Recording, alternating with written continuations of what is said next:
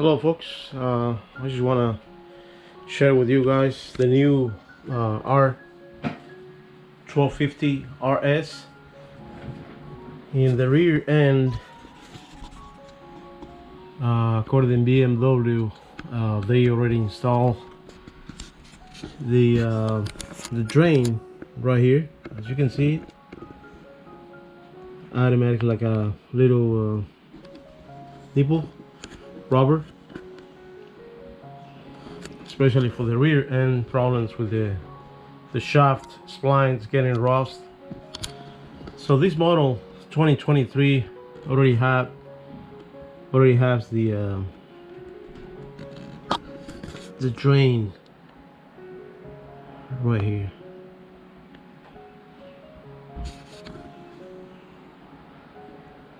That's all for today. Thanks for watching.